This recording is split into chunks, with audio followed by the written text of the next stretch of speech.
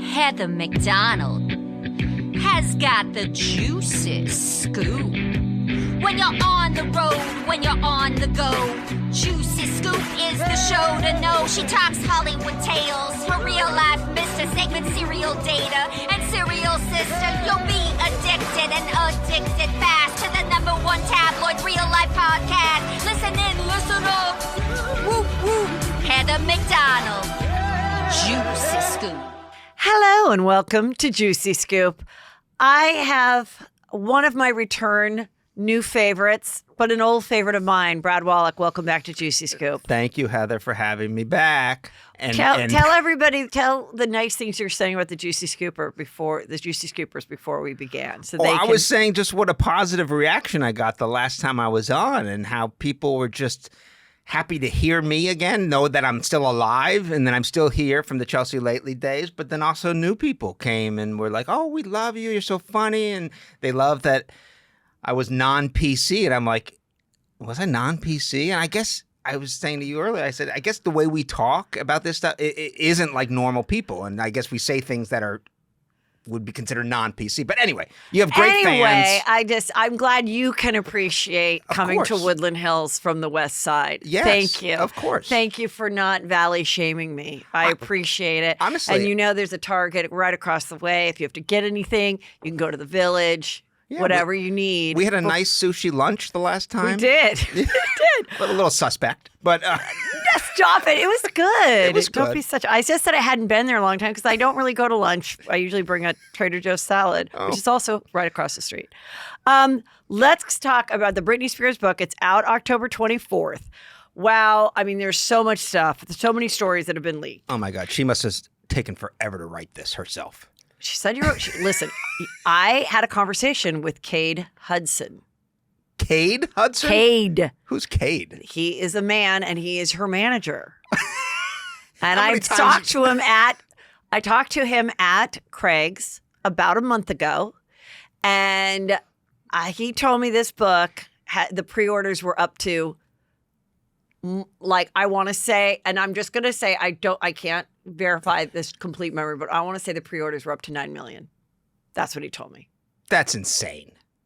Is it? Wouldn't that be like the top selling book ever? I don't know. Pre-sales of 9 million. Maybe he predicts it'll make 9 million. When you wrote You'll Never Blue Ball in This Town Again, how many pre-orders did you get, Heather? You know what, though? I did well on it. I don't think I ever made like any extra check from it, but it did sell a lot of books, and I remember it was the second week that I made the bestseller list. Yeah, well, there you go. But and 9 million is insane. Pre-orders are the way to go. That's why I love to have authors on before, because I'm like, let's get your pre-orders up. That's because everything, if you right? don't, especially if you're a celebrity, because like, all the articles come out, all the podcasts come out, and if you're not a big reader, then you're like, well, now I know everything. I know all the scoop. Well, why would I buy it? So you have to get them to pre-order. Yeah, so that you can make the right, list. Because everything now with Britney, and then I know we'll talk about Jada and everything. It's like they reveal everything in the book. So why the hell would I want to buy it?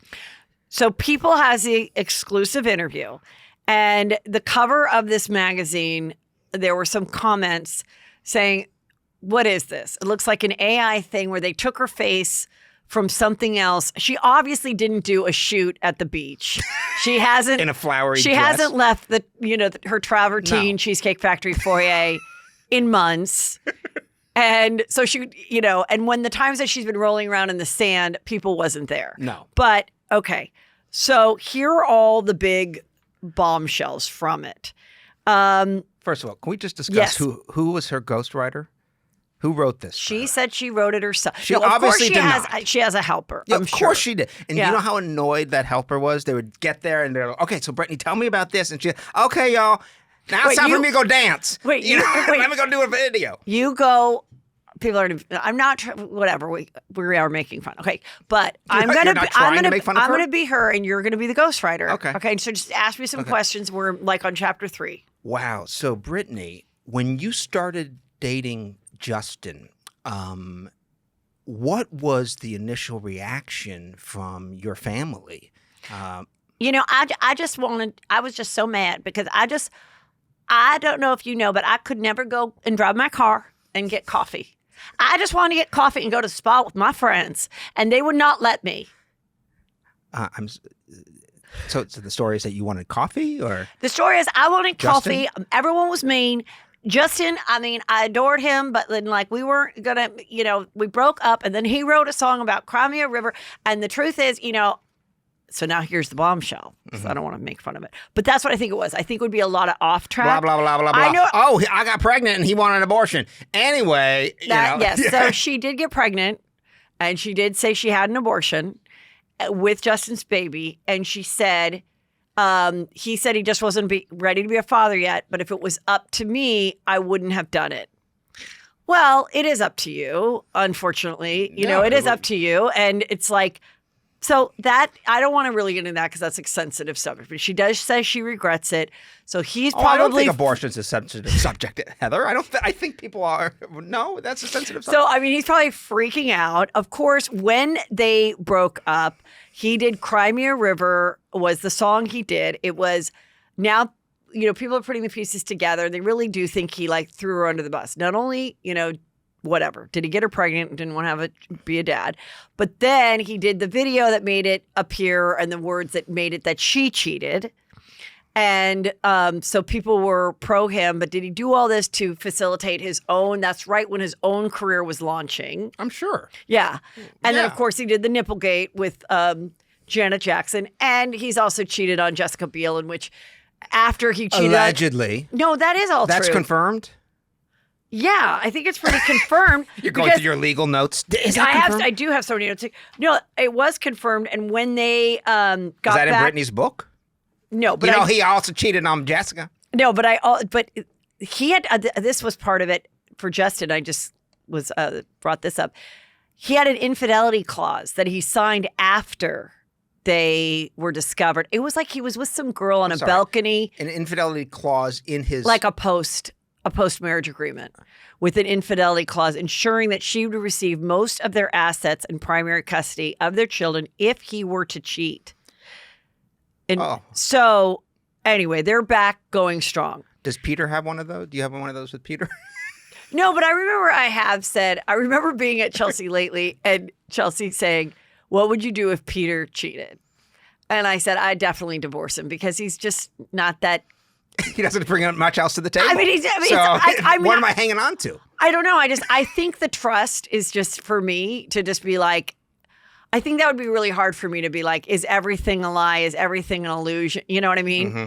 I understand other people can look the other way. I think sometimes it's if you were raised with like a cheating dad whose mom stayed with him, then you might be more you might accept it more. If your man has a helicopter, if we're at a level of wealth that I can look the other way, then maybe. But no, not for me. Not for me. I'd be done. I'd be okay if Shannon cheated like with your wife, Shannon. Yeah, Shannon, my wife. If she cheated with like, she always is. So we see Anthony Kiedis from Red Hot Chili Peppers around our neighborhood a lot, and he always like makes eyes at her, and she's like, he's looking at me, he's checking me out. I go, you know what? If you left me for a rock star, I'd be totally okay with that. For some reason, I don't know why, like. I would be like, okay, I get it. He's famous, he's rich, he's talented and everything. Like, there's only so much I bring to the table. I have a nasally voice. I'm a, middling comedian. It's just like, there's not much. So I would get it. I don't know. I think we have to have because I'm such a selfless mother. I would be completely fine if Peter wanted to leave me for a much wealthier woman. Mm-hmm. So that my kids could benefit. Yes. And they could fly private and be part of all these different golf courses. Or maybe she comes from a very prominent family in which the kids would get immediately into better schools or into jobs, buy them businesses. I'd be fine with that. Mm-hmm. And I'd be fine if I was ready for him to go to his 40th high school reunion. He was all set to go when I went to perform with Chris in San Francisco. And I was ready for the marriage to end. I was ready for him. You thought Peter was going to go to his 40th and fall hook in up love. with some... He was on the swim team. I was ready for a swim team girl to show up, still fit, and they reminisce. And I'm like, I'm ready for it. What actually happened? Well, what actually happened was I called him and I'm like, why aren't you in San Diego meeting the love of your life for the second chapter? Like, so you start, exchanging numbers. Because he looked and he's realized none of them have a podcast. Yeah. So he's like, I can't. What would be the point of dating? The point? Yeah. He thinks he can make another Heather McDonald. Exactly. He can't. No, he was home. Exactly. Home with Brandon, hanging out. I'm like, what are you doing? You should have abandoned our younger son and been looking for your second wife. Yeah, free weekend in San Diego. Drake's like, well, I guess you're stuck with him, Mom, for now. Anyway, yeah. So, okay, getting back to Britney Spears. Yeah. So we have that. She said, I became a robot, but not just a robot, a sort of child robot. I had been infantized for so long. I was losing pieces of myself. That is part of the reason why she shaved her head.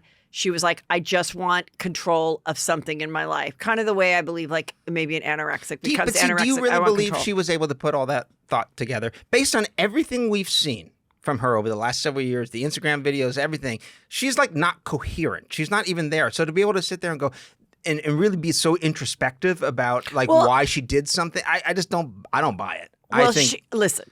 When I talked to Cade, I said I would love for her to come on Juicy Scoop. Did he ever think about changing his name? Because Cade Hudson is a little too similar to Kate Hudson. And I agree. And I said, I know there's no way, like, I'd love to have her Juicy Scoop. I know there's no way. And he's like, yeah, do you have, the millions and millions of dollars that are being thrown on her to do a sit-down interview? But she will not. Understandably so. She's not in a place. I go, remember when she did that one? You know who's desperate for her to do that interview? Cade. Cade hasn't made the Britney money yet. He must be relatively new. No, he's not. Team. Oh, on her team, yes. So he hasn't reaped the benefits of the big Britney success. So he's looking for he's cashing in on her downfall. If he was the one that brokered this book, he's going to be set. Maybe. He's going to be set. Apparently, they're bringing Crossroads back into the movie theaters because she talks about Crossroads. Oh, interesting. And she said she was, she thought she would be into acting, but she understood the method acting. This is where it kind of sounds like, where her mental illness comes into play. She couldn't get out of the character. Like once she was in the character, she couldn't put it away. So she didn't really enjoy the acting that much. I hate when people say that. That they can't put it away. I think for her maybe in the character, I just couldn't separate. You're an actor. You're reading lines. Get over it. Well, that's what I'm saying. She's not. She's saying about it. She said the dad. Everyone was obsessed with her body.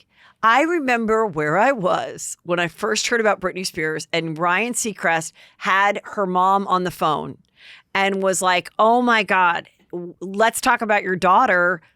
Wow. And I remember he's like, she's in this little schoolgirl uniform. And I remember driving being like, and the mom's like, yeah, isn't it great? And I'm like, what is this? And then I see she's in the little Catholic school uniform dancing around, and how everybody was dying because it was such a perfect sexual fantasy for everybody, from a man to a kid to a whatever. And so, yeah, from the very beginning. She was underage at that time, though. Oh, yeah. She was like 16. And then there was always did she get a boob job? Everyone was wondering, did she get a boob job, or was she so young and the boobs perked? To this day, we don't know. And I remember my sister went to go see Crossroads and was like, I definitely think she got a boob job. Everyone was still speculating on a girl that was. Have we looked at Jamie Lynn and seen and compared? Well, no, wouldn't that be siblings? Who knows? Most people have gotten. Oh, well, her breasts are like that, then her breasts are probably. No, does that not work like that? The point of the story is people like yourself were speculating on it and going, should we look at the little sister? It's creep. It's creep. Right, you make it sound like little sister is an adult. Okay? And you remember where we were when we heard that the little sister was pregnant. Zoe 101 was pregnant. Let me tell you something. And also, I kind of think it's interesting now, her reaction being that she did, have a teen pregnancy, Britney. And I remember they stopped her and she was already at the gas stations, barefoot, doing her weirdness. And they're like, what about your sister being pregnant, Britney? And she's like, she's not pregnant. That's not true. So we all didn't think it was true.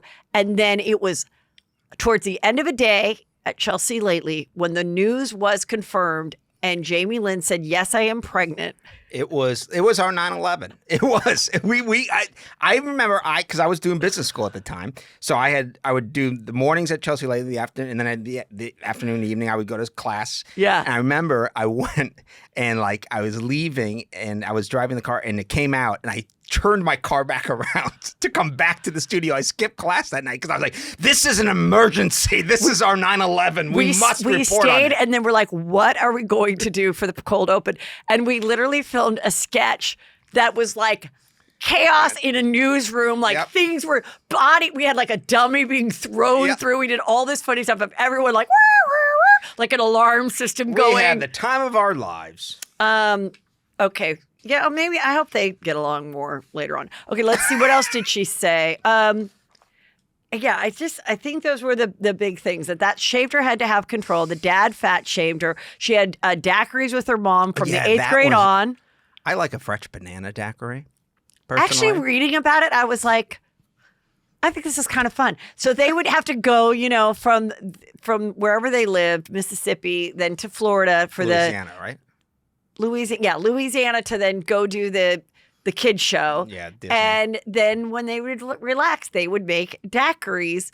And so she would have a daiquiri with her mom, which I know it's bad because she was only like 13, but for some reason I'm like, it's the South. Why don't I make more daiquiris? Well, I was literally like, why don't I make more daiquiris? What? They transport daiquiris you to the tropics. Rums, right? It's rum and fruit and ice and I used to yummy. order like a virgin daiquiri all the time, like on vacations at restaurants, all that stuff when I was younger. So that was, let me see if there was anything else with this. Just kind of, I feel like I'm missing a page. Anyway, what else was there? She also said this. I thought this was good, whether this was the ghostwriter or her. Think of how many male artists gambled all their money away, how many had substance abuse or mental health issues. No one tried to take away their control over their bodies and money. I didn't deserve what my family did to me. That's directly from the memoir. I totally agree. I mean, think about Robert Downey Jr., how many chances he got. Mm-hmm. He's the only person that could play Iron Man. Like, I think he's cool, but like, come on. He's a super nice guy. I'm sure he is, but I'm just like, you're right. It's so much of the men around her controlling her. So she shaved her head. That was my way of pushing back. I had to go to bed early after this, had to go to bed early and take whatever medications they told me to take. And then she's like, if I was so fucked up, I think it's so funny about all the awards that I did win during that time. And, so I will definitely get the book. But and then also, sorry, what were you going to say? I was going to say, but now she's free and all she does is do Instagram dancing videos. Right. So you're not like, I was so oppressed and now I'm still just stuck in my house doing these. And does she own a pair of pants? I mean, everything is in a bikini bottom or whatever. It's just like, I don't know. Get it together, Britney. The audio is going to be by Michelle Williams, Oscar winner Michelle Williams. And, and people are like, what's that about? I'm like, everyone. Is that because Britney couldn't read it herself? I'm sorry, that's mean. No, listen, it's definitely, I've done the audio version of book. I think if I was to do one now, I would be like, I don't care if I stumble on words, I'm not redoing it. But back when I did it, they're very strict about, and you're reading it and you're doing really well. And then right. We did it for the lies that Chelsea Handler told me. And also I did it. I was the voice of Chewy's voice for his little book. It is it was a challenge. I don't know how strict I think it's dumb to be super strict about it now, being that everyone has a podcast. Why can't you just read it, add stuff? But I think legally it has to be exactly the words or something. And so people were speculating, why her? Are they friends? Is this a favorite? No, it's a huge fucking fat paycheck. Yeah.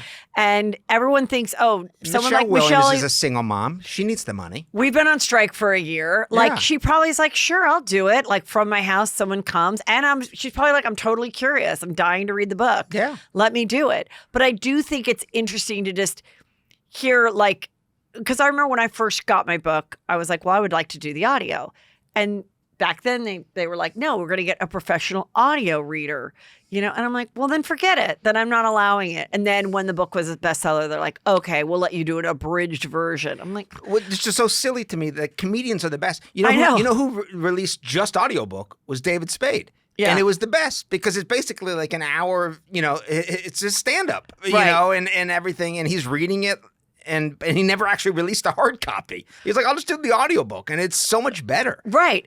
And so, I mean, what will be so interesting is if she actually, because she's such a great actress, takes on the persona of Britney reading it. That's what I would hope. If we're going to have an Oscar winner, I don't want it just to be the way I just read it, Yes. like this line. You want her to over go, the past "Hey, y'all." over the past 15 years, or even the start of my career, I sat back while people spoke about me and told my story for me. Okay. So- Or it could be over the past 15 years, and even at the start of my career, I sat back while people spoke about me and told my story for me. Well, after getting out of my conservatorship, I was finally free to tell my story without consequences from the people in charge of my life. I would buy that. It better be that. It better be that. And it better not just be her Yeah, no, if you're an reading actress. it like she was reading to her kid. Exactly. Put some work into it. Put some effort into it. So, I mean, lots of juicy books out right now. So then, okay, now I would like to talk about one of my favorite subjects, which is late in life lesbianism. I am currently wearing my shirt, which you can buy, Late in Life Les, Juicy Scoop It's a great Tank, shirt. everything at heathermcdonald.net. The latest is Sophia Bush dating recently divorced what is that? U.S. Women's national tennis. star Ashlyn Harris. Was Ashlyn married to a man too? Wait, she's tennis or soccer? So she's soccer, right? No, it's tennis. She's a tennis player. Wait a minute. Yes. It's soccer. I thought it was tennis. It's soccer. I think Sophia likes tennis more than she likes soccer. Wait a minute. Okay, hold on. After being friends for years and running Maybe in the same it's soccer. I I'm don't going to know. read it to you. After being friends for years and running in the same social circles, Sophia, who's an actress, and Ashlyn went out on their first dinner date a couple of weeks ago. This is recent. They're both beginning new chapters. They're both getting divorced. Harris to a woman, Sophia to a man. Exactly. Harris is 37. She filed for divorce from her wife. They have 2 kids. Pro soccer player Allie. Ah. So Oh, the wife was a pro soccer yes, player. and then Bush, who calls herself a lifelong soccer fan, is also an investor in the LA-based Angel City FC. What does that stand for? Football club. That was the dead and- giveaway. Anyone who invested in that, you're like, oh, maybe you're a lesbian. I'm kidding. Yeah, but no, you're not. Okay, Kinda. and has been friends with her for a year, announcing her support. Okay, so I guess she was friends with both of them, it sounds like. And then Sophia's ex, Grant, were friends for 10 years and bonded during COVID. I think COVID romances, I mean, I feel like a lot of COVID romances are dying now. Mm-hmm. They got together during COVID. They thought this is great. And now that they can go to any restaurant they want, mask free, With whenever whoever they want. Yes. Yeah, right. Like the other day, I went to Trader Joe's, and you know how they have like the thing to wipe the. Yeah, the carts. No one was using. You didn't use it? No, I don't give Oh. a fuck. That's so funny. I used that even before the pandemic. I think I did before the pandemic too. And then I was like, how could anyone not? How could I even do this? And now But I'm your like, hands don't feel gross afterward? Like I don't care. That's so interesting. I think that's why I have such a great immune system. Well, but I have a great immune system Well, whatever. too, and I'm the opposite. I'm just saying. I was like, I'm purposely not going to wipe this fucking thing down because I'm just. As I walk through the valley of death, here I come. I don't care. I'm doing it. Well, I'm anyway, glad someone's enjoying Sophia's Bush. very good. Oh. And they said, can we call them Harry Bush as their love name? That was a Well, Harris Bush. Harris well, Bush. How do you think this happened, though? Do you think? And I heard a theory Well, from please, let from me a hear it. friend. Is your friend straight or gay? Straight, Okay, a girl or a boy? a boy. Okay. He's my business partner, Tom. Oh, okay. Tom Burnell. Okay. Tom Burnell. His theory Yes. was that they were friends, and Ashlyn kind of really put the moves on hard for Sophia, and she instigated it, and Sophia was like, "Okay, I, like I said, love a late in life lesbian story. yeah." I think,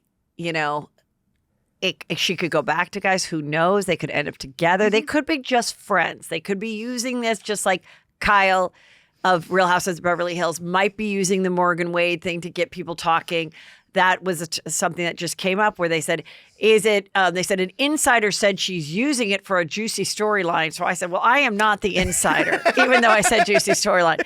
And I go back and forth. I don't know if Kyle is a little bit lesbian light. I think they like playing this game. Or what? Yeah. It's okay. I think everyone's a lesbian now. And I think we're going to see more of it. And I think there are some people who Everyone's a definitely, lesbian. but I think who realize that whether it's man, woman, whatever, you come out as something, it is an intention thing. And I'm not saying that they're not truly a lesbian or gay or whatever, but like there is so much fluidity now and going back and forth, and it is a publicity bump. Well, you get a spike. If Juicy Scoop tanks, I will go to Peter's 45th reunion, and I will get with an old lesbian swimmer.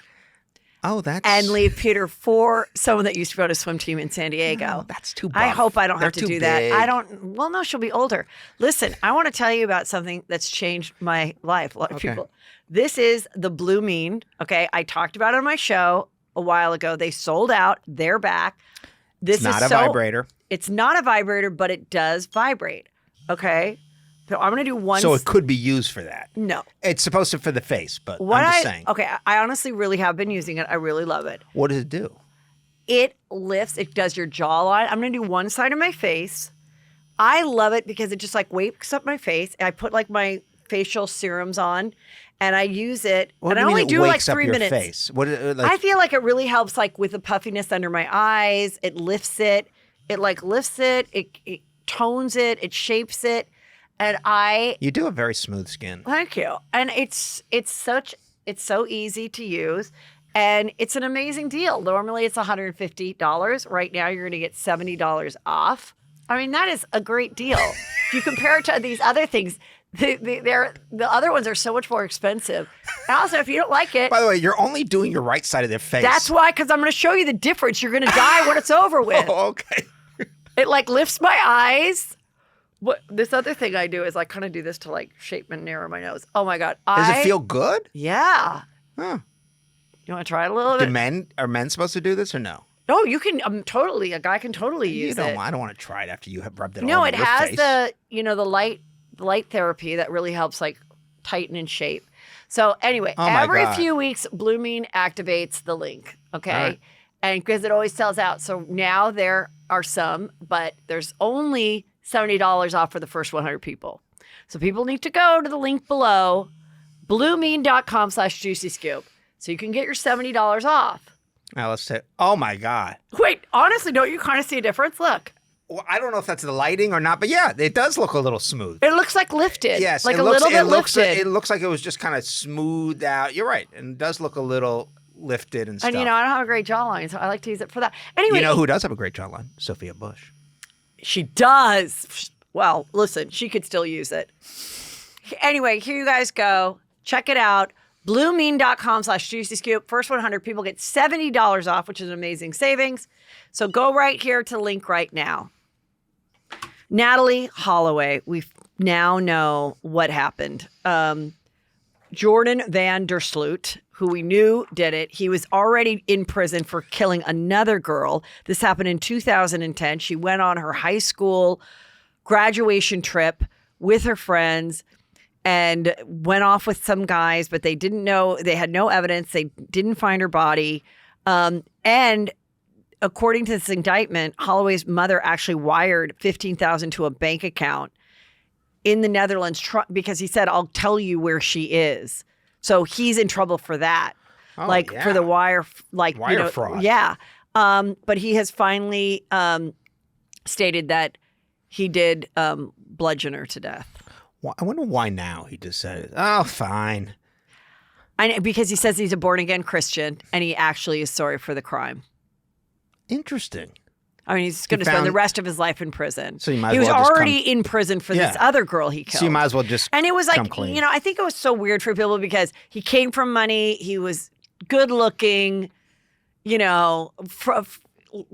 but yeah. murders come in all shapes and sizes and backgrounds and all of it. Does but that it mean wasn't we can now just put this case to rest? Yeah, and remember there was and a move on to Jean Bonnet. Well, remember there was a moment when Jean Bonnet's father, after the wife passed away of cancer, was dating Holloway's mother. That's right. But I don't believe they're still dating today. I looked it up. Trauma dating.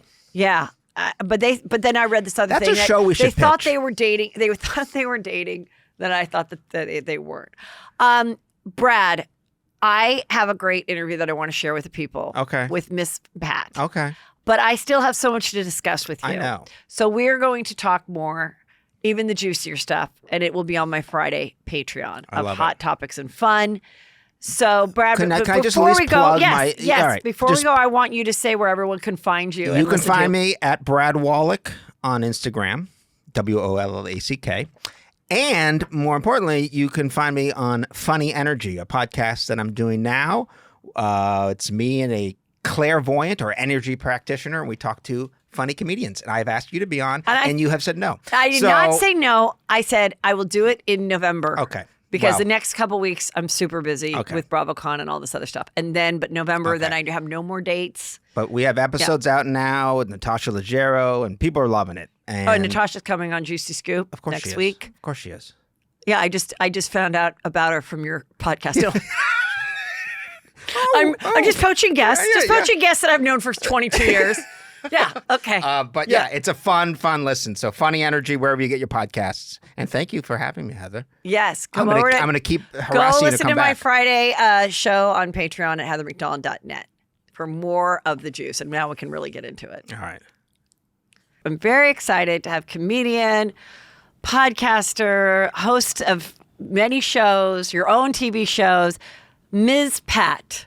Welcome. I am so excited for my audience to get to know you better today. Well, thank you for having me. I was excited when I got a call. He's like, "You're gonna do Heather?" I was like, "Okay." I tried many times to get here. No, you haven't. Well, yes, we have. My schedule just wouldn't let us. Oh, So, okay. 'cause when I Okay, was either because leaving- I'm saying definitely Yeah. no, but nobody's been like, would you like her? And I said no. So I'm glad that it worked out. Because I like to have people in person. So Pam have pitched me many times, but it never lines up. But Okay. it did this time. good. So I want. You have a very interesting background of how your life and your kids, and so let's just let everyone know how you got to have such a funny point of view on your life, because I think your point of view is very unique. Well, if you're not familiar with me, I always like to start from the beginning. I had 2 kids by a married man by the time I was 15. Dropped out of school. Wait, in you were 8th married? grade. Wait, you had 2 kids by the time you were 15? Yeah, by a married man. I wasn't married. I wasn't. old enough Oh, to be married. how did you meet him? At the skating rink. Roller skating. God, I loved roller skating. So wait a minute. So you're in high school. No, I'm not in high. At that time, yeah, you had to be in high school. No, I'm 51. So it was no middle school. So you went from elementary straight to high school back in those days in some area. So Okay. I was in elementary school. You were still like up to the 8th grade or whatever, ninth grade. It went to the 8th grade. Okay, and so you're there roller skating around. I went to a kids' night, like a little teen night, and Yeah? he was there. And how old was he? 22, married with a baby on the way. And so he starts flirting with you. No, he started coming by the next day, and we kind of got to know each other. And I'm this little girl, boyfriend, which was somebody's whole husband. And I ended up getting pregnant, and I ended up having 2 kids. Dropped out of school in the 8th Did grade. the woman know about you? Yeah, she knocked on my door and told me I was pregnant by her husband. Which Now, what confused city me. were you growing up in? I grew up in Atlanta. So what did your mom say? Nothing. My mom was an alcoholic. I mean, pretty much I raised myself. Mm-hmm. So, one thing I know about life, curses are passed down. What happened to my mom, she allowed to happen to me. But when it got to me, I stopped it from happening to my daughter. So generation curses are true. I used to tell this bit, if your mom got welfare, then the child is gonna get welfare. The only reason why my daughter don't get welfare is because she gay and she have no kids. So the curse was stopped right there when my daughter decided to eat what she was born with. So there was no need for her to go on the system. When did she come out? My daughter, Yeah. gay? Oh, child, I knew my daughter was gay from the beginning. Yeah. You be in denial, but My daughter been licking plates the wrong way since she was a baby.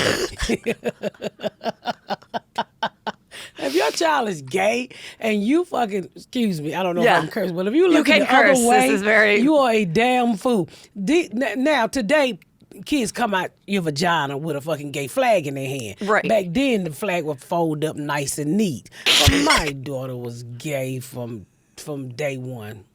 There was no doubting she was gay. You can look the other way, but you know. Yeah. You know when it's the same way when you tell you if your child is sick or if your child is not feeling well. It's the same thing. So you know when your child is not acting a certain way. And as she got older, and she was stuck in that closet, she started to get meaner. She didn't like me because I didn't like gay women. So it was just so many clues there. But I'm fine with her now. I mean, she go through women like we go through lipstick. She's a player? She's a whore. Oh. She's a hoe. I told her, I'm glad you gay because you probably will have a lot of kids. Oh, my gosh. You're so... Okay, so this girl... So the guy is coming around and you have the one baby with him. And then I have another baby one. I had a baby at 14, then I had another baby at 15. Both by him? Yeah, both by him. And was the wife nasty to you? I mean, did she want to hurt you for coming well, out? She with was her mad, but when she showed up and realized I was a damn kid, because she probably was 19, and I was 14. Wow. So for you to show up and and you see your husband having an affair with a 14-year-old, what do? I mean, my whole thing is I thought I was in love, and I wasn't going anywhere. Because I just thought, he said the right thing to me, which is I love you. So I wasn't willing to let go. So eventually I ran her off, and I thought I was going to be number one child. Bitches started falling out the sky like rain. Well, I can't even imagine. So you're this little kid, having a baby, and then you took care of your baby yourself every day. Yeah. So then you couldn't go to school anymore at that point. I could go to school, but, it was more interesting stuff outside of school to do. Yeah. Like sign up for WIC, go to doctor's appointments, do motherly shit. So, and then we was poor, so I needed to take care of this baby. So I had to go get a job to take care of this baby. As a teenager? As a kid. I mean, I just can't even imagine my kids being in that position. They would never know what to do. Well, and nobody thought we need to get the authorities involved because this guy is an adult. Nobody cares when you poor. And see, that's one thing about what society don't realize. They don't care about it's really not a race thing when you poor. You just fucking poor. This could have happened to a little white girl. This could have happened to anybody. But when you don't have the right people around kids or in your life, nobody cares. And nobody damn sure enough cared about a little black girl getting pregnant in the 7th grade. Wow. So you managed to have these 2 kids. When do you stop having contact with this man so you don't have a third years. with him? I was with him for 10 years. So you were with him for 10 years. Mm-hmm. Now, how did you make sure you didn't have a third baby by him? I had an abortion. Oh, okay. A few miscarriages and a few abortions. I just knew what it was costing me to take care of these first 2 kids and how much I was struggling. I was like, I don't want no more kids. I can't. I had an abortion when I was 16, right after my son. And I just said, I can't afford it. Yeah. And so I divorced my mom. I became a emancipated minor. And I was like, I can't do this. This is just costing me so much. And, when you go out and fill out an application at 16 years old for a full-time job, and people are like, you're supposed to be in fucking school. So I couldn't really get a job without a work permit. So I became a drug dealer. Oh, my God. Nobody wanted a work permit for that. They just wanted good crack. And good crack is what I had. Now, how did you get involved in that? Thank God for Ronald Reagan. He dropped drugs in the black community, as we say. According to society, so this was what year? This 80 what? Late 80s. Late 80s when crack hit the black community, about 80. My daughter was born in 86. So by 85, 86, by 88, I was selling dope. And how would you how does that work? Like, so you get it from somebody You and buy a little bit. I took my welfare check at the time, which was $230, and I bought I can't even remember. I think it used to be called a quarter. It was cost like $200 back in the day, and you would cut it up, and you would get $400 worth of crack out of it, and then you just keep doubling it, and that's what I did. and then people just knew, or like Yeah, the people just knew who Rabbit was because I had my own little trap. oh, your name was Rabbit? That's my childhood name. Yeah. Oh, okay. We drug dealers are like rappers. We don't use our government names. Okay. So then people just knew like you'd be at this location at this time. Yeah, all the time. Okay. It was like when you set up a trap, it's like your storefront. Okay. And back in those days, people sold drugs with respect. You don't come to my trap. This is my area. So I had my own little area, which was my old neighborhood where I grew up at. And then, but what about the other drug dealers? Did they respect you, or were they mad that you were doing well, or I was or the that you're a most woman? Well, I was the most popular drug dealer in the trap, so I didn't have a problem. If you tried to sell, it really didn't affect me because everybody came to look for me. So is that when you realized that you were the funniest drug dealer in No, I town? wasn't funny then. No. What about just having like a sparkling personality? Well, like if I'm going to buy, it's just like anything. If I'm going to go to a doctor, if I'm going to go, I want to go to the person that, I have some good convo with. Well, you can't really make people laugh when they high because they don't even see you. So, All right. So I didn't realize I had such a big personality. I was just outspoken. I said whatever the hell I wanted to say. Okay. And if you laugh, you laugh. I wasn't there for entertainment, but I mean, to me, I was a pretty good damn drug dealer. Comedy came along later once I went through the welfare to work program. I met a caseworker. This is when first time I voted for Bill Clinton because he was cute. So I went through that program and I met a caseworker, which the caseworker thought that I was she was like, what do you want to go to school for? Because at the time you had to get your GED or you would lose your benefits or you had to go to work. It was welfare to work program. So my caseworker's like, you dropped out in the 8th grade. Why don't you get a GED? And I was like, for what? And she said, as I went through the GED program, she was like, you're really funny. Why don't you try comedy? I said, what the hell is comedy? And she was like Richard Pryor. I didn't even know Richard Pryor was a comedian. I thought he was just a funny-ass actor. And so I started to do some research at the little welfare center, and I was like, this man make this kind of money telling jokes? And I was like, shit. I tell shit all the time on the phone talking to my girlfriend. So I went to an open mic.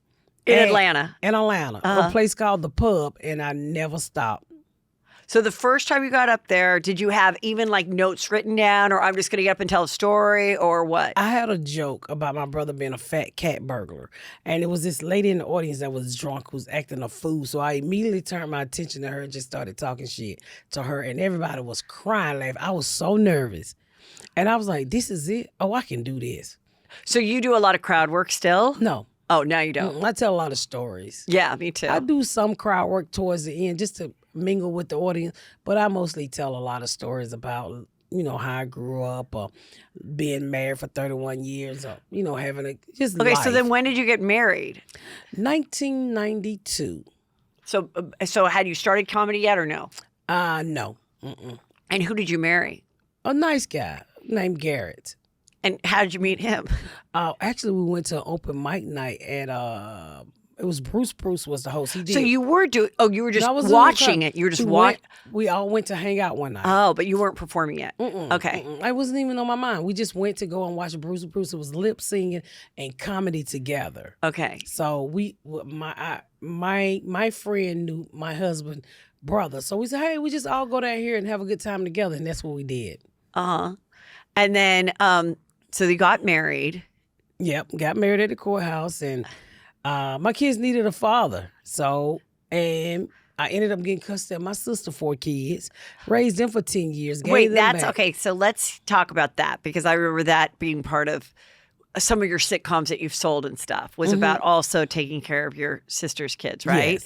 So how did that come about? So my sister was on crack at the time, and then I was coming out of the world of selling crack because my husband was a church guy, and he just The new wasn't- Garrett was. Yes, he Okay. just wasn't. He wasn't raised the way I was. So he was like, well, just go get a job. And I'm like, get a job? Who get a job? Why would you get a job when all this money out here? So For love, I traded in the streets. And right after I traded in the streets, my sister was losing her kids.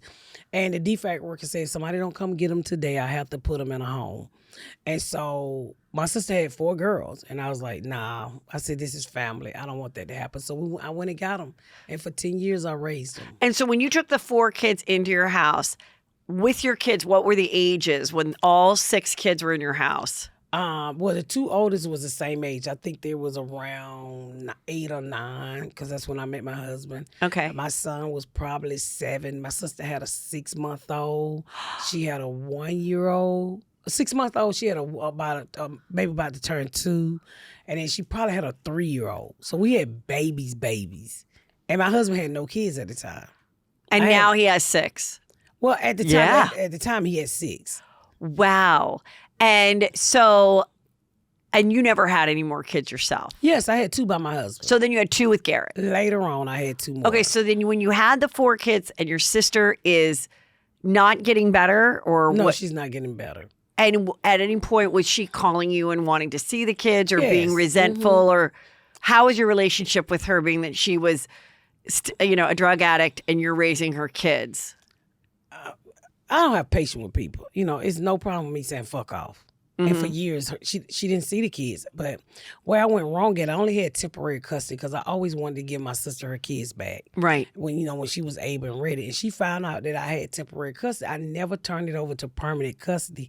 And she came and got them. And they all on drugs now. So now, fast forward to 2023, I'm raising one of the kids who I raised. I'm raising her 4 kids because she's on drugs.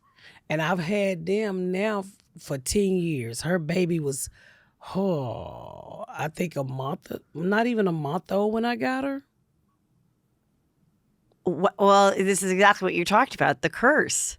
Yeah, the generation. So that curse. child, so after the 10 years, then they went back to her. My sister kids did. Your sister's kids went back to her. And at that point, they were preteens, teens? They were preteen. They was in high school, good grades and everything. And they all just got on drugs. And how did you feel about them going back to her? Were you relieved or were you worried? I was very hurt because I knew how my mama raised us. And my sister was a lot like my mother. And at first I started to fight it. And then everybody was like, oh, you should give her kids back. And I was like, y'all know this girl is not capable of taking care of her kids. And I used to tell my brothers, I said, she's going to do the same thing to those kids all mama did to us. And so, after I didn't get any support from the family. So I was like, fuck it. I'm gonna go live my life. For my whole life, I've been here trying to save my family. Yeah. So I said, fuck them. And I just walked away and I let her have her kids. So every now and then I would bump into them. My niece, who was a really good track star, ended up immediately getting pregnant. Then the other ones got pregnant. And if she was with you, if she would have stayed with you, she probably would have wouldn't gone have got on or pregnant. gone on to play for college or something. I mean, would have we run or had something. plans. We had plans. Yeah. She was a senior. We was filling out college applications when her mama came back. Oh my gosh, how heartbreaking. So when she left and she got pregnant, the struggle was real. I just cut them off. Because sometimes, you have to remove toxic situations out of your life. If not, then you become toxic. So I just said, that's it. Fuck them. And that was, next thing I know, my niece dropped out of school. My niece got pregnant at 11. 11 or 12. And I remember because my sister called me and said that the school was mad because she's so fucking dumb. The school was mad because she gave the kids in the 6th, because her daughter's birthday was late and she was held back. And I think she was in the 6th or 7th grade pregnant, and she gave out baby shower invitation.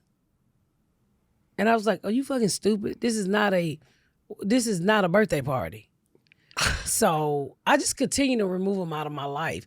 And then I was in Atlanta one day, and because all of them had kids. One of them went to jail for abusing the kids and just all kind of crazy shit. Make a long story short. So it's like every time, so you're just doing your own thing and then your phone rings. Yes. And you're like, and they're like, can we please speak to? And you're just like, oh shit. I know this is something. Well, they started to call, and I just really removed myself from them. I didn't want to be bothered with anybody. Now, at this point, when the sister takes over the kids, do you have a career in comedy yet? Comedy is just now kicking off. I'm trying to be a comedian. And does the sister know that? Yeah, she knows that. And is she like, go girl, or is she like, oh, you think you're all that? They didn't think it was serious until it got to this stage now. Okay. You know, they know. So you're not rolling in the money. You're just struggling like everybody else, trying to be the good aunt and, mom figure to all these kids. Yeah, no, I didn't. When they was with me, I didn't have nothing. Okay. I'm on welfare. I'm on based on your income housing. I'm working, and I'm just doing things to get by. And then comedy come along, and I find something, and it comes along right after my sister take her kids. So sometimes you got to be still and let God guide you. I was heartbroken. I mean, I don't use the word depression because the word depression is too strong. Because when you use that word, your mind controls the body and how the body feels. So if you speak that, the body will start to feel that. But I was heartbroken because I knew where I was trying to break a generation of generation of curse of high school dropout, teenage pregnant molestation. My sister just threw her kids back into that pit. So my daughter and my niece was the first two to graduate in 3 generations. And I just said, I'm going to focus on my own kids. Because for that part of my life, I had focused on saving family members along with my kids. And then, I was neglecting my own kids. So I went ahead and I raised my kids. And I always had the family that I wanted to have. And I just didn't talk to them. And then fast forward 10 years ago, I'm riding in Atlanta and I get a phone call and my niece tell me she need Pampers for her baby and she pregnant with another baby. She had 4 kids. She had 3 outside the stomach and 1 inside. And I don't even think she was 20. And my other niece who I raised, she's 22. She got 7 kids. So, and I asked her where she was at, and no lie, I was right at the exit where she was at. So I went to this drug-infected area and dropped off some Pampers and milk. And I just said, Lord, you're not about to trick me into this bullshit again. And I ended up having Christmas dinner with them. And I brought her home with her 4 kids back to my house. And this is only 10 years ago. So now you've been successful for quite a while. Well, yeah. So I get these kids. Yeah. And my career's starting to take off. I go on tour with Cat Williams and stuff. And make a long story short, I was going to get these kids. She run off and leave me with these 4 kids. So she comes to Christmas. She moves in with me in Indiana. Okay. I'm helping her get off drugs. I put in a drug. This is my niece. A drug rehab. Her baby daddy's in jail for armed robbery. I'm like, I teach her how to drive. I buy her a car. I help her get an apartment. I help her get a job. She makes supervisors. I'm putting in a GED program. Everything to make her life right. And she said, I'm missing something, which is drugs. And she get back on drugs. What was her drug? Everything. You name it, she was doing it. She just leave me with these 4 kids. I tell her, come back and give me full custody. And she said no. Because, they're my kids. I don't want to give you full custody. I said, Lord, I'm putting them in the fucking foster care. And I tell this bit on stage, and God whispered in my ear and said, keep them, and I got you. My whole career took off. Within that year. I have chills right now. Within that year. Were you really on stage and you really felt a voice? I felt the voice. It was a warm voice in my right ear, and it said, keep them.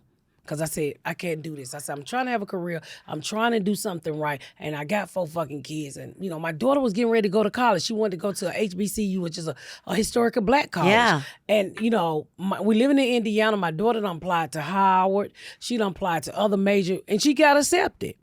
And so when my career's starting to take off. So you feel like everything is just like finally in place, and it's like you're living like a normal person. Yes. Your kid is now. Your daughter is about to go to college, and how old was your other child at that point? My other child was she was 17, so he was 16. He probably in the 10th grade. Okay, so life is finally getting easier. They're self-sufficient. You're not raising any babies. Well, no, I got my nieces there with the 4 kids. But I'm saying so that you're like, okay, and then you hear that, no, keep them. So then what happened? And so when I said, well, we can't put him in the foster home. We done had this baby for 6 months. You love this fucking baby. Right, of course. She didn't ask to be here. We saw this baby come off drugs. We saw this baby do... Now, how old are the nieces' kids that you're... At the time, it was a 6-month-old baby, a 2-year-old girl, and a boy and a girl that was 6, 5 or 6. So I said... it was a girl 5 and a boy 6. So I said, all little, all little. I left them at my house. So I said, you know what? I'm going to keep them, but I don't know how. So since I'm a convicted felon, make a long story short, the state of Indiana said you don't qualify for anything. Because you got caught for selling drugs? Yeah, because I'm a ex-drug dealer. I'm Okay. a convicted felon. So they said, well, if you took my niece's kid, they'd have gave you $750 or $900 per child. Since it was me and I was a family member, they only gave me $310 for 4 kids. No A food month. a month. No food stamps. No child care. Nothing. I couldn't get anything. So to get food stamp, I had to put my whole household on that. Well, my husband worked at General Motors. I wasn't going to do that. I worked my ass to get out the system. I wasn't going back for these kids. So I said, fuck it. So make a long story short. Don't make it short. This Well- is so interesting Well, and sad, but no. inspiring too. Like, I want to know, like, I appreciate you telling No, how well- you would change your mind and know that you're, doing the right thing is Well, going to reward you. you have to believe that, everything happens for a reason. Why God took those 4 kids and placed them in my life, I realize it now. But at the beginning, I was pissed off. So, I don't have permanent custody. Nobody's trying to give me permanent custody. So my mind said, well, go apply for temporary custody, right? Because she didn't leave. She just left the kids and they came to the house and said, well, you got food in the refrigerator. You can take care of the kids. Well, no, I can't if I don't have no way of talking and speaking for these kids. So I go to the courthouse to get temporary custody. I go in front of a judge. He hit the mic and said, I am a fan. Because I did a popular show, Bob and Tom. You know Bob and Tom in Indiana. And he said, well, do you want permanent custody? And I said, yes. And that day I got permanent custody. And people was like, how the fuck did you get permanent custody? I said, God placed me in front of the right judge who understood my situation. Totally. And who wanted these kids to have a future. So now the youngest is 10 years old. It won't shut the hell up, but I love her to death. Okay. And I have 2 ninth graders and I have a 7th grader. And they're thriving. They're great. That is awesome. Now, where is the mother? Selling pussy in the West End of Atlanta somewhere. I don't know. But she doesn't reach out. Well, What about like in the day of social media? Like, she doesn't. I don't put them on social media. They don't have a phone. I know, but she doesn't try to like DM you or No. find you or. She know where I'm at. She's not trying to. Well, I'm a no-nonsense person. I don't play no games. I'm 51 years old, Heather. I don't have time for this shit. You're not going to come here with your crackhead stories and try to play with my emotions. Leave them alone. Just leave them alone. You saw what happened when your mama stepped back in your life. So let's break this cycle and leave these kids alone. Let them grow up. If they decide to come back and let you be their mama, then you can be their mama. They know who their mama is. They call me auntie. They only call me mama when they want something. Or they introduce me as their parents. So, nobody got to really know our business. But Right. they know I'm they grand aunt or whatever the hell I am. I don't know what aunt I am to them. Yeah, I But guess I'm it'd be a aunt. grand. Yeah. Yeah, but I don't we don't discuss their mother. We don't discuss their father. All I'm here to do is love you and give you the foundation to start off of. A solid foundation to start off of. Something that I never had. Now, what happened with Garrett? I'm still married. Oh, I thought you said I was married for 31 years. No, So I'm married 31 Oh, years. you're He at still. the Oh, house. good. I'm glad. The whole time I was waiting for the sad part of when Oh, Garrett, no. after everything he's done. No, I wouldn't trade him in for the world. Oh, good. No, I'm Yeah. still married. Okay, No. great. Okay, so then you start doing stand up, and I feel like. How long? I feel like you've been popping for like 15 years? That we're like, what was your first series? I remember reading that you had a series. Maybe it was just a pilot, but I remember reading like what your pilot was about how taking in the 4 kids and all this Yeah. stuff. And I was like, wow, this is really. I'm excited. This is interesting. Yeah. So I did Joe Rogan and I did Mark Maron, and I'm not lying when I tell you they released those podcasts within the same week. Hollywood came knocking, and they was like, this is a TV show, and I met like 6 or 7 studios, and I ended up. What year is this now around? I don't remember. 5 years ago. Only 5? It must have 9 been years longer ago than because I 9 years ago. No, I think because it's more longer than that. Yeah, I think it's more like 10 or something. Yeah, it's like 10 now because Yeah. it took 5 years to get on TV, and I'm going into the 4th season of it. Oh, okay. So I went through a couple production companies, and my Fox, I landed at Fox, which was good. Everybody thought. Yeah. And then went through two writers, and it was Lee Daniel and Ron Howard project. And so, Hollywood, you don't get 3 chances to develop no sitcom. They throw your ass out the door. But for some reason, I got 3 chances.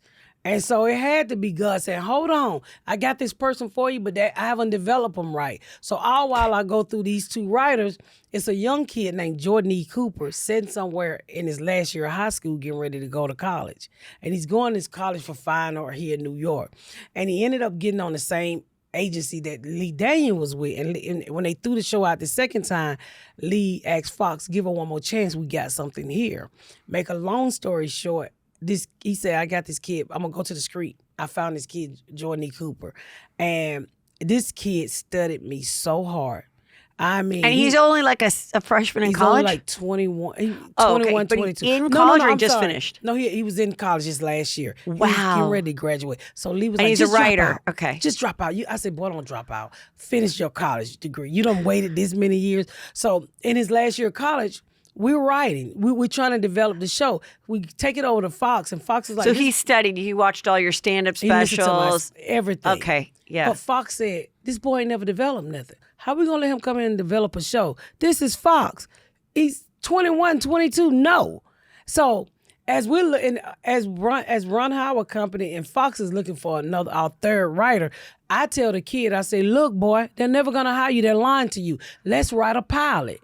And if it don't work, I just say I wrote the pilot. So we up for a week straight putting this thing together. Cause he kind of had it in his head, and I just gave him, I gave him the vehicle. He was already had the drivers. He already had the show cast, to be honest with you. We get it together. We writing this pilot. We going back and forth. 8 days in, I said, Lee Daniel, I want you to read something. And he's like, what do you want me to read? He's like, you need to stop trying to write stuff. We already getting you writers. But as I'm talking to these production companies, which is Ron Howard Company, they was like, we got 4 more writers for you to meet. I'm like, right, motherfucker, right, hurry up and write. So I take Lee. And he's like in college still like going to classes. Yes, and going then to writing classes, the sitcom. That's amazing. We're writing the sitcom. That's amazing. I handed over to Lee Daniel. He read it. He called me back. He said, who the fuck wrote this? And I said, me. And he said, no, you didn't. Everything is spelled right. And so I tell him the kid that he brought to me wrote this. And Fox couldn't believe it. They was like, okay, he can write the pilot. So we had pretty much wrote the pilot. Wow. And not only did we write the pilot, we had the whole first season planned out had they picked it up. And so you shot it? You filmed it, or what happened? They switched the character. They allowed me to be me more. Okay. So with that, my sitcom is the first to do that type of like cussing, really pushing the envelope, I believe. Yeah. So they was like, well, we can't show this on network. And so the co-creator's like, well, let's take her to a streaming service. Hulu bought it. And Hulu buys it and say, hell no. This is too edgy now. No, well, or I what? just don't think, I think some people at Hulu wanted it, but the decision making didn't understand what it was like to be a black mom in America. They didn't think people like me existed because they never interact with a Miss Pat before. But it's a whole audience out there for that type of mom. Blunt, honest. Set your black ass down. Don't make me slap your white. I say all kind of shit on my show. So I just think that they didn't think it was a market or an audience for that. Then they let it loose. They dropped it. I'll never forget, Heather. I was going on stage, sold out in Raleigh, North Carolina. I get a phone call, Lee Daniel. You can hear the crackling in his voice. He said, Hulu didn't pick you up. And I said, okay, that's fine. I said, but I'm sold out. I got to go out. He said, are you okay? I said, I'm fine. Not one time in my heart did I not believe that they would pick up that show. Somebody. 2 months goes by, BET Plus would like to do your show. And I said, what the hell is BET Plus? And so my co-creator he knew everything about TV. If it's a streaming service that was new, he knew about it. And he's like, oh my God, they got less than 1 million followers. We're going to die over there. And I said, one thing I know about life, from selling crack all the years that I sold it, if your product is good, the people will come, no matter where the fuck you at. Let me tell you something. You got some crackhead that will climb to the moon to get what they want. And I'm just being honest. And so we created a show, went over to BET, they released it, bam. it shut the app down. Because so many people were So many subscribing people and came watching. over to That BET. is so awesome. Yes. And so now that show is My sitcom. is a sitcom. Based off of my life. And you filmed that in Atlanta? I filmed it in Atlanta. Awesome. So that's close. So it's like you could just go out of your door and go to the studio. And do you do it in front of a live audience We or do it single in front camera? of a live audience, which a lot of people got away from. But no, baby, we have a party. When I tell you people are lined up to come see Miss Pat show tape live, and I think we're the only one that's doing it in Atlanta. Right. So we taped the pilot in L.A. and we just took everything that we learned from L.A. over to Atlanta, which was a little hard in the beginning because they don't shoot live shows and people are not used to coming to see live sitcoms shot like that. Yeah. But it worked. I mean, the third season was popping. We was turning people away. Amazing. And now you have another show. Yes, I'm a judge. And so tell us about that because I love this. So it's called Miss Pat Settles It. So after the Miss Pat show was pretty successful, my agents and thing, we started to talk with Viacom and BET, and I ended up getting the overall deal over there. And because I like being at Viacom because they understand who I am, and they allow me to create in my voice. They don't try to strip me of my voice. So I signed a 2-year deal over at Viacom, and my deal was to bring them more shows. So I brought them the court show. And I said, hey, I got an idea, but I think it should be somebody else. And they was like, no, what about you? And I said, what you mean, what about me? I'm a convicted felon. They was like, I said, I can't be a judge. I've been to jail. They was like, oh, it's TV. You could be Jesus. So I taped it and I was like, oh, I like this. So And people come in with like a people's court with It's their like a real people case. court. Yeah. And then you kind of feel, so like what are some of the cases? Tell me one case that you got to decide who should get what. Well, this one black lady went to her friend. She wanted a Farrah Fawcett haircut. Farrah And, Fawcett. Okay. You know, everybody want to look like Farrah Fawcett. And I don't know why these two plus-size women thought they could look like Farrah Fawcett, but she cut the wig up like Joe Dirt. Oh, she brought the wig to be styled. To be styled and Okay. colored like Farrah Fawcett. Okay. And when I tell you she chopped that bitch up like it had been through a blender. So and what was crazy, because I didn't know it was real cases and real people. So when I said, oh, I'm going to give you $5,000, but I'm going to give you extra $2,000 because you cried. And they was like, you messing up the budget. I said, what are you talking about? They said, Miss Pat, that's real money. I said, this shit real? You didn't even know that till you were No. actually filming? So I was actually filming, just giving out money. Oh my God, that's hilarious. Yeah. I love that. Okay, so I want to ask you a little bit. Since you're in Atlanta, I am a big Housewife fan. Have you had any dealings with the Real Housewives of Atlanta? Do you know any of them? Have you ever like popped in for a scene or anything? I just did some promo with Nene. Love her. Yes, I do too. And Candace, I see Candy all the time. Candy's the best. Yes, but I bump into them at parties and stuff, but I've never really watched The Housewives. Oh, okay. So Yeah. I'm not a reality type TV Right, yeah. person. My background. Well, I mean, those are the two, Candy and Nene, like, they are like, well, Nene, you know, pursued acting and everything before, and then since she's acted, so she's in the professional realm, and then of course Candy is too. So like, the other ladies are just, you know, really housewives, you know, that got on the show. So yeah. So, I mean, so I bump into, I see everybody at, you know, nice or out, you know, whatever. I'm Right. in that little circle now. So if I go to an event, you probably see most of them. Yeah, I love it. And now I want to ask you, what do you think? Now, I am going to buy Jada's book today. I'm going to the Okay. bookstore because I want to read it myself. And I also want to listen to the audio because I'm hearing all the clips about Jada and Will, and you're probably seeing all the clips too of the things that she has said. And so I just want to get your opinion of them in general. What do you think is going on? I don't know what's going on. I tell people all the time, mind your damn business. If you mind your damn business, I got other stuff going on. My husband got diabetes. He passed gas at night. He snored really loud. I don't give a damn about no Jada and Will.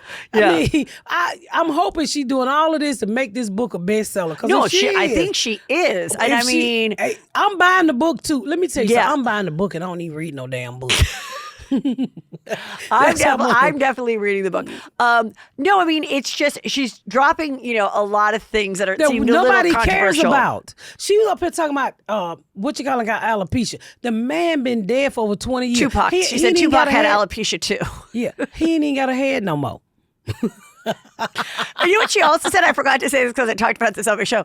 Do you know that like Willow, the daughter of she and Will, wrote some letter to Tupac and saying, please come back down from heaven so my mommy can be happy.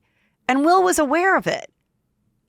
Well, that is like, I just feel bad for Will. So Heather, and then other people say I shouldn't feel bad for Will. Heather, it's obvious you never had any good black dick before.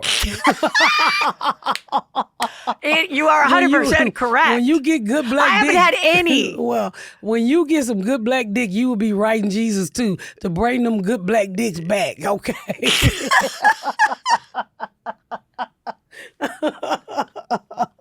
So obvious Willow knew what Tupac had put on her mama, and she wanted to see her mama grin. And I tell people all the time, there's a difference between thug dick and educated dick. They don't run in the same circle. What's the difference of the circles? One arm pound you, one arm hunch you. Wait, one will what? One pound you. Oh, 1 pound. Okay. And the other one goes gentle and slow. Wait, so which one is which? The ghetto dick. The ghetto is the pounder, or the ghetto is the ghetto is the pounder. Oh, that's good sex. When a guy got a tattoo, they can't read, they thugged out, they can fuck. What about women who fall in love with the guy behind the bars? I'm fascinated by that. They have that's who they're seeking out. They visit them. They didn't know them even before they got in. What do you think of women like that? Women that they like having a boyfriend who's in prison. They feel they're going to save him. They go visit him. I think them bitches are crazy. I mean, but you got to say, hey, they've been, usually the thugs one got some good sex, Heather. They do. But I don't know. It's according to how long he been in jail. Yeah. For me. Because, you don't want somebody to come down and just want to switch it back out because they on the other side. Some people like men that go both ways. I like my man that go one way. So. Oh, you mean some that are bisexual? Yes, bisexual. Yes. I always remember one of my favorite Oprahs was the Down Low episode. Do you remember that one? You don't remember the episode? I live in Atlanta. This was like so eye-opening. So Oprah had on all these black guys who then were like, we're on the down low. That was the first time I ever heard the down low.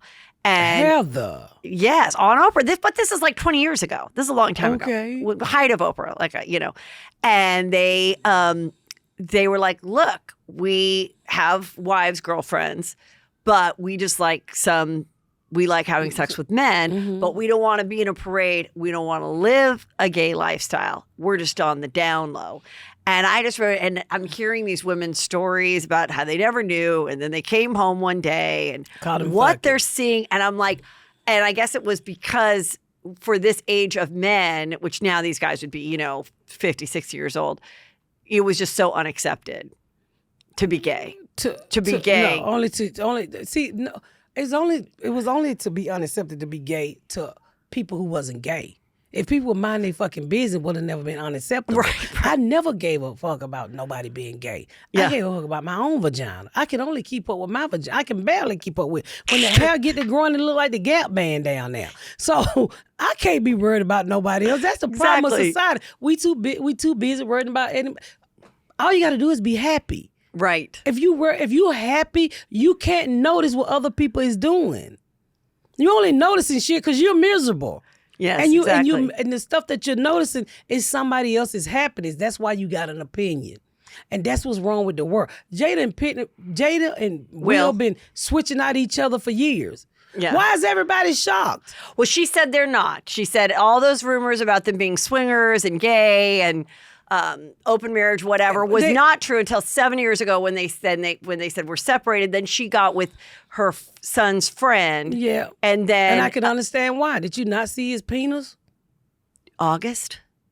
It was huge. How did you see August's penis? And some draws on Instagram, right? Is there a photo of him like walking across the street and you see it? No, it ain't that kind of dick, Heather. Oh. Fuck you think we got black men got cow dicks? No, white, and there's times when you get a guy, whether it's John Hamm, who's white, or anybody of any ethnicity, and they're wearing a certain kind of pant, Yes, and you if can you really Google some see things, it. yes, through yes. the clothes. Did you see it naked or through the clothes? I think I saw it through the clothes. Okay, and it looked Yeah. big.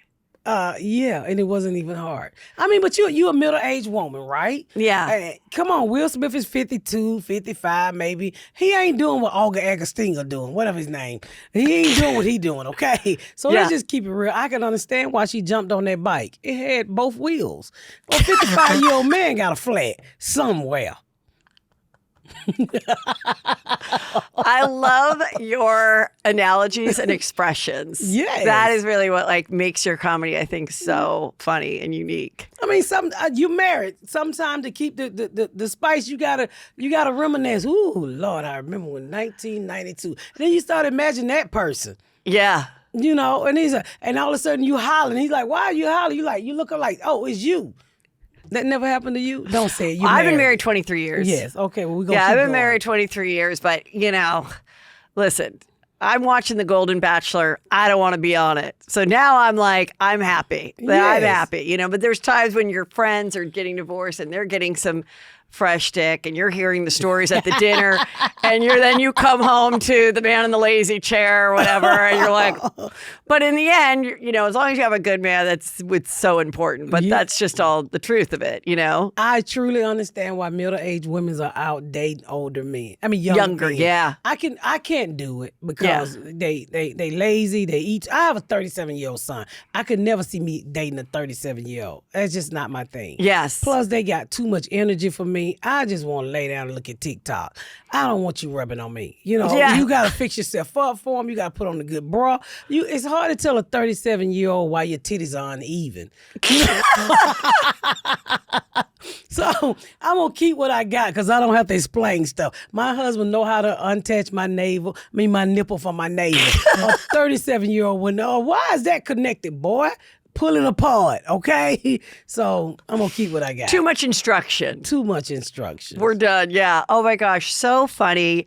Thank you so much for coming on. Now you have a big tour with lots of dates. Yes, I do. It's called my first theater tour called Your Girl Done Made It. Oh my God. That's what it's called. Oh, your girl done. Oh, I love it. Yes. Oh my gosh. So you're going everywhere. Minneapolis this weekend. Mm-hmm. Dallas, Washington, D.C. Oh, you said you're at the Howard Theater, did you say? I have 2 shows at the Howard. I performed there. It's beautiful. I heard it was beautiful. It's beautiful. That's in Washington, D.C. You're going to Philly, San Antonio, Houston, Atlanta, Chicago. Chicago is my favorite place to perform. Cleveland, Oh, look at all these new dates. Cleveland, Madison, San Francisco, Portland. Oh, fabulous. All you got to do is go to misspatcomedy.com. Do you remember where you are in San Francisco? I just came from there. Mm-mm. You know where I'm at in San Francisco? So tell everybody where they can buy the tickets and watch all the shows and follow you. MissPatComedy.com for Your Girl Done Made It tour. But please tune in October the 18th, BET at 10 p.m. I will be their first judge. Yes. Miss Pat settles it. Yes, you look so pretty there too. Thank you. Thank you. I'm so glad you came. Thank you. Thank you for having me. Yes.